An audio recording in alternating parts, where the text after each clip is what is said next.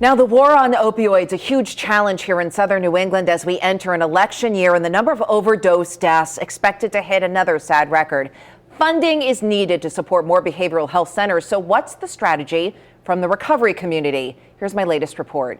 The second statewide prevention conference. Here we are at the second statewide prevention conference sponsored by the Rhode Island Governor's Council on Behavioral Health Care's Prevention Advisory Committee. Today's conference is about prevention. Everyone agrees prevention is crucial with a record number of overdose deaths expected this year. But there's plenty of disagreement over how much funding is really enough to make prevention a reality. This letter went out looking for more money. $42 million is in the state budget right now, but a lot of folks are saying that is not enough. Where do you stand on that? So I think that we've had to take a mindful approach of all the different needs that the governor has to deal with. And while I know a lot of people don't feel that it is enough, I think it's certainly a substantial amount of money for an investment this year. And I'm sure we'll all be back next year looking for more. Looking for more money is nothing new at the State House. But prevention advocates say for this, they can't afford the wait. Right now, the governor has allotted $42 million. Right. Is $42 million enough? No, absolutely not. John Tassoni is the vice president of the Substance Use and Mental Health Leadership Council of Rhode Island. This was dated on March 17th. Have you received a response yet? We have not, that I know of. So we reached out to the governor's office. No direct response to the need for more funding. But in a statement, the office did break down the $42.4 million proposed in the state budget like this. $28.1 million to support certified community behavioral health clinics. $4.2 million for a mental health court pilot program. $1.9 million to support the 988 hotline. $6 million for a psychiatric residential treatment facility. And $2.2 million in funding for law enforcement personnel training and comprehensive crisis intervention. Every town in Rhode Island has seen an overdose, and in 2020, more than 70% of overdose deaths have involved illicit fentanyl. And now there's news of so-called purple fentanyl hitting Rhode Island, and it's even more potent. We just had an alert last week, Department of Health, of overdoses in South County area. It's not stopping. So Tassoni says the frontline workers fighting the opioid epidemic, they need more money. We're holding our breath. Again, waiting. And they need it now. We don't have enough workers right now. We're struggling with nurses. The hospitals have taken all the nurses out of the behavioral health industry. We have medicated assisted treatment facilities that have to close on the weekend because we can't staff it with nurses. And somebody's taking their eye off the ball because we're losing people every day. And now John Tassoni joins me here on 10 News Conference this morning. So here's a letter, March 17th. Have you received a response yet? We have not. Where do you stand on this? I mean, how is it a phone call now once a week to the governor's office? What do you do when it comes to advocating for more funding? Well, it's disturbing that we haven't received an answer. This is his council, the Behavioral Health Council. We were supposed to have a meeting on Thursday, which we didn't have a quorum because it was virtual. I was going to ask the question if someone at the front, Rich LeClaire, who is the acting director of the Behavioral Health Council, but we never got the chance to ask that question. So it is very disturbing because they're not paying attention. I mean, we're 9th in the country now on overdoses. Now, we didn't used to be. So what's happening? Because funding has gone in. Mm-hmm. We've opened more recovery centers. So where are we falling short? I think we're falling short on a couple of areas, Allison. We're falling short on funding as far as rates. The reimbursable rates with Medicaid. Right. We haven't had a rate increase in 14 years. And this is contributing to the staffing shortages, correct? Correct. Because now you can make more money at a fast food restaurant than you can doing the work and trying to save people's lives. And that's sad. And they're not paying attention to what's really happening on the ground.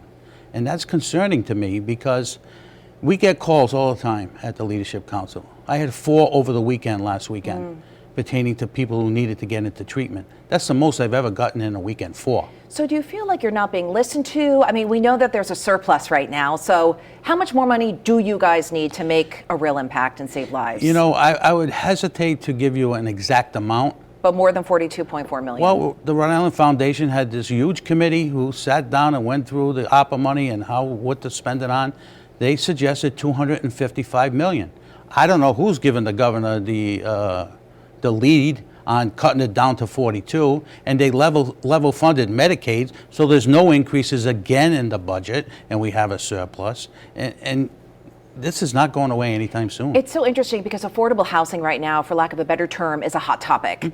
And my next story that has to do with the opioids epidemic has to do with a lack of affordable housing and how there's this vicious cycle with the opioids epidemic. So maybe the governor's making a connection between we're putting more money into affordable housing, which will then help the recovery community. Do you buy that? No, I don't. You I don't? don't. Do we need it? Absolutely, absolutely.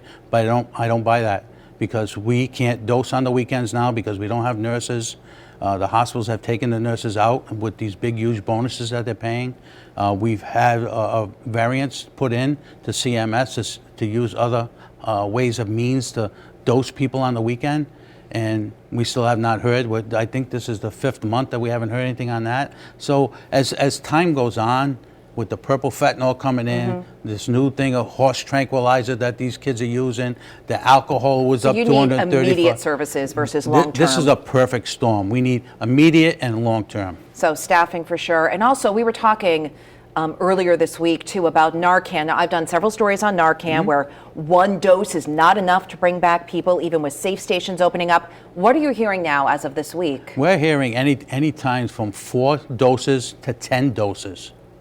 To bring someone back. Who walks around with 10 doses? Well, I mean, you can give 10 shots Right. through the Narcan, but the problem is that the composition of the fentanyl is changing all the time, and the Narcan is not catching up to it. So what do you expect the numbers are going to look like when it comes to overdose deaths in the next year? Well, that's a good point, because we were told a few months ago it was 414. Then we were told it was September, October, November, December. We didn't have any findings yet, because obviously they're short-staffed in the ME's office, that I've been told. So you have 4 months of more overdose deaths. And now I'm hearing it could be about 440, 435. Across the state, too. Across the state. We always talk about Pawtucket, Central Falls, Providence, Woonsocket, but this is statewide. When we were talking about this new purple fentanyl, you were saying you were hearing that in South County. Yep. So this should be front and center for the governor. This should be front and center. And the lieutenant governor, that's going to be a tight race too. Listen, I'm not putting the finger on anyone. The General Assembly, the governor, all need to get in a room, come and spend a day with me, and they will go away shaking their head. So this is an invitation. It's an invitation. Come to the front lines. Okay. ARPA funding is a big deal. We keep hearing $1.1 billion. All this money is coming down. It's trickling into the towns and cities. But I'm not hearing that this money is necessarily going into recovery services. What are you hearing? Well, it seems like everybody's pointing the finger. Go back to the state, go back to the city, right? Or town. Well, they cut it down to 42 million from 255, which Rhode Island Foundation had asked for. But what about cities and towns? Are they able to build up the budget for you a little bit if the state isn't? We've been getting calls from cities and towns and asking for help on how to do programs, how to, to supplement, do the state do budget? different things. But the problem is that every city and town has got the same thing going on. Your statistic that you referenced, every city and town has had overdoses. I mean, I'm from Smithfield. My chief tells me 3 to 5 runs a week. Although it has calmed down a little bit, but now it's starting to climb back up again. So as a message with some of the ARPA funding that's going to the 39 municipalities, start thinking about recovery services too if you can't make it up at the State House? Oh, absolutely. Absolutely. I mean, we would... Because it is confusing where all this ARPA money's going. It just seems very arbitrary to a lot of people who've been reporting on it. It seems like, and I'll use this analogy, we own a horse farm. Every horse goes into the trough and asks for a little bit out of the trough. We got to stop that. We have to actually go and give the funding where it's needed, not where it's asked for, where it's needed. And you're right saying now, we're in serious trouble. with recovery. Recovery, mental health and substance use arena is broken. It's broken. We need to start from the bottom and work our way up. And now we have acting directors. No one wants to make a decision on what's going on, and it's frustrating. Every day it's frustrating. Well, we're going to keep doing these stories. We do at least 2 a month, and we'll keep it up. We want to thank you for coming in with us today. Thank you for having me.